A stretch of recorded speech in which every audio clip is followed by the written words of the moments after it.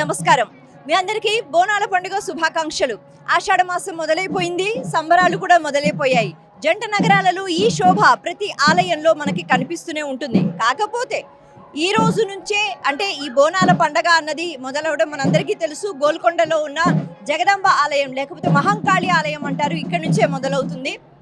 చాలా కష్టపడి భక్తులు ఈరోజు ముఖ్యంగా ఈ జాతరకు సంబంధించి లేకపోతే ఈ బోనాల పండుగలో పాలు పంచుకోవడానికి బోనాలు తీసుకుని చాలా భక్తి శ్రద్ధలతో ఇక్కడికి వస్తారు. మనం పైకి కూడా వెళ్ళి అక్కడ అమ్మవారిని దర్శించుకుందాం. అలాగే ఇక్కడ గోల్కొండ ఫోర్ట్ దగ్గర ఈ జగదాంబ ఆలయం దగ్గర ఈ సంబరాలు ఎలా జరుగుతున్నాయి, ఈ విషయాలన్నీ కూడా మనం చూసేద్దాం, తెలుసుకుందాం. ఎంతో కృతజ్ఞత భావనతో సమర్పించేదే బోనం. అటువంటి బోనం అంటే లోపల అన్నం, ఆ అన్నం పరబ్రహ్మ స్వరూపిణి యొక్క రూపం. ఎందుకు అంటే అమ్మ ప్రకృతి స్వరూపిణి. ఆవిడ అనుగ్రహం లేకపోతే ఇంత ముద్ద కూడా మనం తినలేం. పంచభూతాలని కూడా అమ్మవారు శాసిస్తారు. నీరు, నిప్పు, ఆకాశం, భూమి, ఇలా వీటిలో కలిగిన జీవ చైతన్యం ఏదైతే ఉందో ఇదంతా అమ్మ యొక్క అనుగ్రహం, అమ్మ యొక్క ఆజ్ఞ. అలా అమ్మ ప్రకృతిలో నిండి ఉంటుంది కాబట్టి ప్రతి పదార్థంలో ఉంటూ మనకి అలా అన్నం ఇస్తూ, అలాగే గాలి, నీరు, మన జీవన మనుడికి అమ్మ ఎన్నో పదార్థాలు ప్రకృతి స్వరూపిణిగా ఇస్తోంది. అటువంటి అమ్మకు కృతజ్ఞతా భావనతో మనం బోనం సమర్పించుకుంటాం. అమ్మ ఇచ్చిన పదార్థమే మనము ఇస్తూ ఉంటాం. కాకపోతే మరింత భక్తితో, మరింత శ్రద్ధగా కృతజ్ఞతా భావం అన్నది ఉందా లేదా ఇది మనం చూసుకోవాలి. కాబట్టి ఈ బోనాల పండుగ అన్నది ఇక మొదలైపోయింది. ప్రతినిత్యం ఎక్కడెక్కడ బోనాల పండుగ అన్నది అంగరంగ వైభవంగా జరుగుతోందో అక్కడ అమ్మవారి స్వరూపాలని దర్శించుకుంటూ ఈ సంబరాలని ఈ నెల రోజుల పాటు చాలా ఆనందంగా మనం అందరం కలిసి జరుపుకుందాం. మరొక్కసారి మీ అందరికీ బోనాల పండుగ శుభాకాంక్షలు. ప్రస్తుతానికి నేను గోల్కొండ ఫోర్ట్ దగ్గర ఉన్నాను. ఇంకా మరిన్ని విషయాలతో అంటే మరిన్ని సంబరాలు ఇక్కడ ఏ రకంగా జరుగుతున్నాయి, ఈ హడావిడంతా కూడా మనం చూసేద్దాం.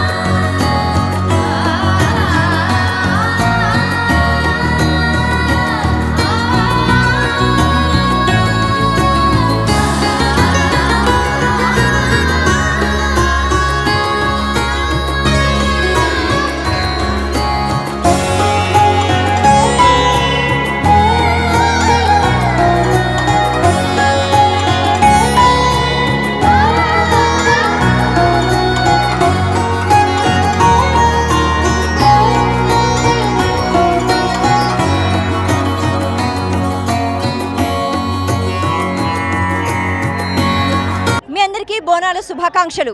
బోనాల పండుగ ఎక్కడ మొదలవుతుంది? గోల్కొండలో. ఆ వైభవం ఎక్కడ కనిపిస్తుంది? గోల్కొండలో. మరి కనిపిస్తూనే ఉంది కదా. అయితే మనకి అమ్మవారు అలాగే గ్రామ దేవతలు అన్న వెంటనే పోతరాజు అలా కళ్ళ ముందు కనిపిస్తారు. ఇక్కడ ఎంతో మంది పోతరాజులు ఉన్నారు. భగవంతునికి ముఖ్యంగా చెప్పాలంటే అమ్మవారికి చాలా సమీపంగా ఉంటూ ఉంటారు. ఎంతో భక్తి, ఎంతో శ్రద్ధ, ఇంకా చెప్పాలి అంటే ఎంతో ప్రేమగా ఉంటూ ఉంటారు. మరి ఎవరి పోతరాజులు? ఇంతకీ వీళ్ళు ఎటువంటి సందేశాన్ని ఇస్తూ ఉంటారు? అమ్మకి వీరు దగ్గరగా ఉంటూ ఎటువంటి అనుగ్రహాన్ని పొందుతూ ఉంటారు మనం తెలుసుకుందాం. నమస్తే అండి. నమస్తే అండి. నమస్తే అండి. పోతరాజు గారు చెప్పండి, మరి ఈ వైభవం అన్నది ఇది మీరు ఎప్పటి నుంచి ఈ ఆనందాన్ని పొందుతున్నారు? ఎన్నేళ్ల నుంచి ఈ పోతరాజుగా మీరు చేస్తున్నారు? మీకు కలిగిన ఆనందం ఏంటి? 5 years నుంచి వేస్తున్నాను నేనైతే. ఫస్ట్ అయితే మొక్కుండానే వేసినప్పటి నుంచి నాకు ఇష్టం అయిపోయింది. అప్పటి నుంచి అమ్మవారి దీక్షలో ఉంటున్నాను. ప్రతిసారి ఉంటా అని కోరుకున్నాను నేను అప్పటి నుంచి. అయితే పోతరాజు అంటే ఎవరు, ఏం చేస్తుంటారు? పోతరాజు అంటే అమ్మవారు 7 మంది అమ్మవారు ఉంటారు. అమ్మవార్లకు శక్తిగా తమ్ముడు లెక్క, ఒక బొడ్రాయి లెక్క, మేము తమ్ముడిని లెక్క ఒక శక్తిని ఇచ్చి మేము పెట్టుకుంటాము. నాకు కూడా ఒక ఎల్లమ్మ వస్తుంది, సమ్మక్క సారకు వస్తుంది. మలక్పేట హారికని మాట్లాడుతున్నాను, జోగిని హారికని మాట్లాడుతున్నాను. నేను కూడా ఎల్లమ్మ శివసత్తినే, మన సమ్మక్క సారకు వస్తుంది. నాకు కూడా పోతరాజు అంటే అక్కచెల్లెల కాపలవాడు. అక్కచెల్ల కాపలే ఉండాలి అనుకొని మేము తమ్మునికి పోతరాజు రూపం ఇచ్చేసి 2 ఇరగోలు ఇచ్చి ఇరంగలు ఆడమని తమ్మునికి ముందడుగు మేము ఇచ్చేసి వెనకాల ఎడకడ గురించి మా బోనం ఎత్తుకొని మేము సాగనంపుతున్నాము. ఇది మాది బోనాల పండుగ అనే జాతర మేము చేసుకునేది ఇది. ఒక జోగినీలం చేసుకునేది ఇది. జోగిని లేకపోతే బోనాల జాతర అనేది లేదు ఒక పబ్లిక్ దగ్గర. ఆషాఢ మాసం మొదలైంది. ఆషాఢ మాసం అంటే వర్షాలు, అలాగే వర్షాలు అనేటప్పటికీ భూమి అంతా సస్యశ్యామలంగా ఉంటుంది, పంటలు పండుతాయి, చేతికి అన్నం అన్నది, బియ్యం అన్నది, ధాన్యం అన్నది దక్కుతుంది. అయితే ఈ ఆహారము అన్నది ప్రతి జీవికి అవసరం కదా. అమ్మ ప్రకృతి స్వరూపిణిగా ప్రకృతిలో ఉన్న పదార్థాల రూపంలో ప్రతి జీవికి అన్నాన్ని ప్రసాదిస్తుంది. అటువంటి అమ్మకి కృతజ్ఞతా భావనతో ఈ ఆషాఢ మాసంలో, ఎందుకంటే ఈ సమయంలోనే ఇక వర్షాలు అన్నవి మొదలవుతాయి, పంటలు పండుతాయి, భూమి అంతా చల్లబడుతుంది. కాబట్టి అమ్మకి ప్రత్యేకంగా ఇప్పుడు మనం కృతజ్ఞతలు చెప్పుకుంటున్నాం. అలాగే అమ్మ మనకి ఇచ్చిన ఆహారాన్ని చక్కగా ఒక మట్టి కుండలో పెట్టి బోనం అంటూ, బోనం అంటే భోజనం, అటువంటి భోజనం మనకి నిత్యము కలిగిస్తున్న అమ్మకి కృతజ్ఞతా భావనతో ఆ బోనం, ఆ భోజనం మనం సమర్పించుకుంటున్నాం.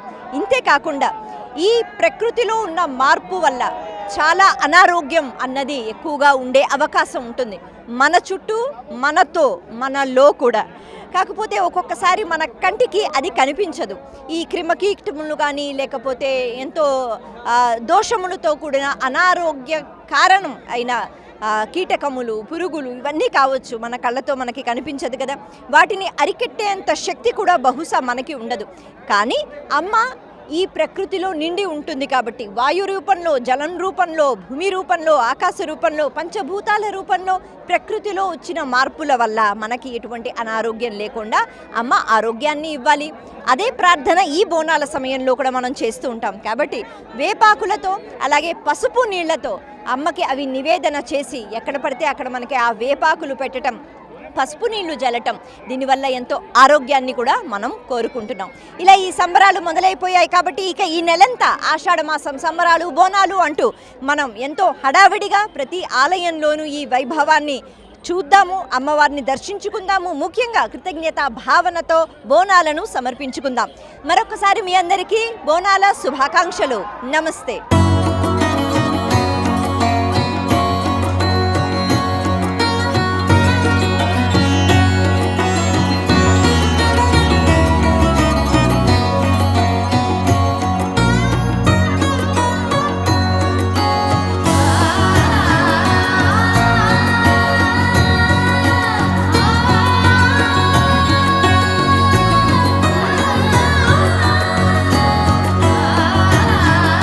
మొత్తానికి గోల్కొండలో ఉన్న జగదాంబ స్వరూపాన్ని మనం దర్శించుకుంటున్నాము.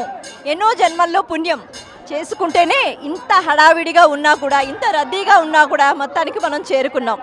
ఈ ఆలయం నిజంగా దీనికి ఎన్నో ప్రత్యేకతలు ఉన్నాయి. పురాతన ఆలయం, జగత్తునేలే జగదాంబ ఇక్కడ అనుగ్రహాన్ని ఇవ్వడానికి ఎప్పుడూ తన చల్లని చూపులతో మనకి పోషణ అన్నది అమ్మ అందిస్తోంది.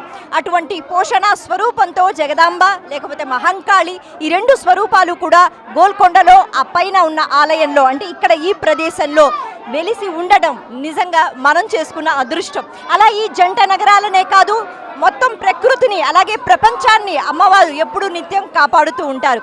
ప్రస్తుతానికి మనం గర్భగుడిలో ఉన్నాం కాబట్టి అయ్యగారి ద్వారా ఒక చక్కని ఆశీర్వచనాన్ని కూడా మనం తీసుకుందాం.